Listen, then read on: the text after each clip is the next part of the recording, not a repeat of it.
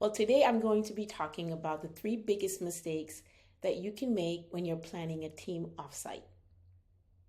And what are the things that you can do to actually fix it? Number one, winging it with no purpose. Now, you know how that is, right? Last minute, you're like, oh my God, I need to plan this.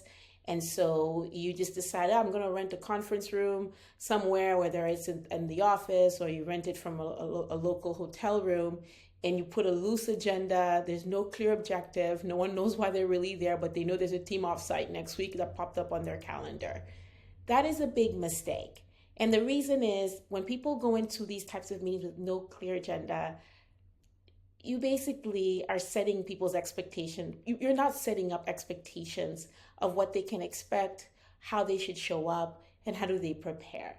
So one of the things that you can do to fix this is to have a clear objective and to know, why is this team meeting? Are we meeting to do a strategic planning session? Are we meeting because we need to boost collaboration? Are we meeting because we need more creativity? People are not working well together. Are we meeting because we need to brainstorm? Are we meeting because we need to resolve certain conflicts? The team dynamic is completely off.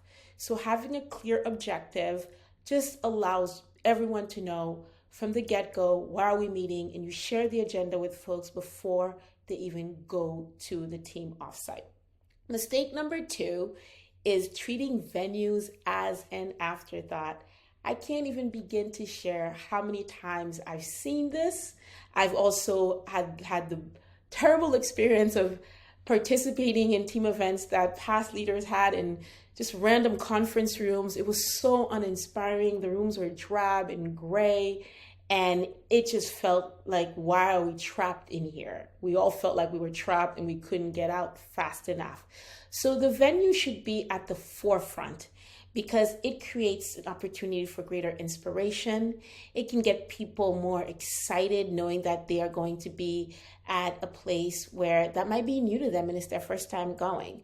So if you know that you want to boost creativity, for instance, go to an art gallery.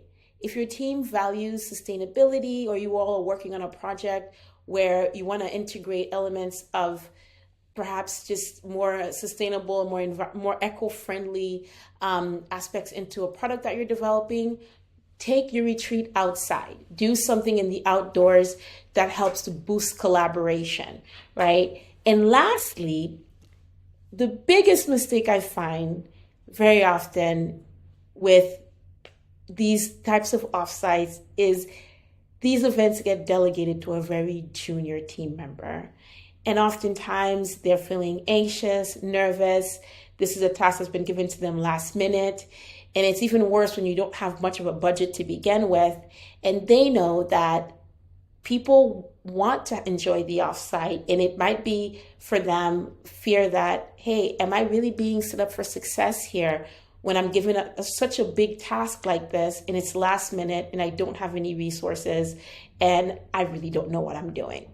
So my suggestion is, rather than just dropping it off on a junior person to go and add more work to their already busy schedules, hire a pro.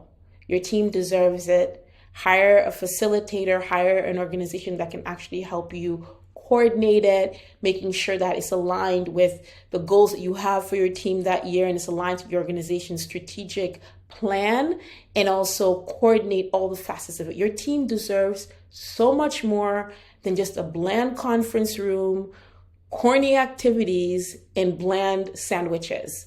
So my suggestion is avoid these three mistakes and you will see a big difference, and you will have people thanking you, and your team will build great memories.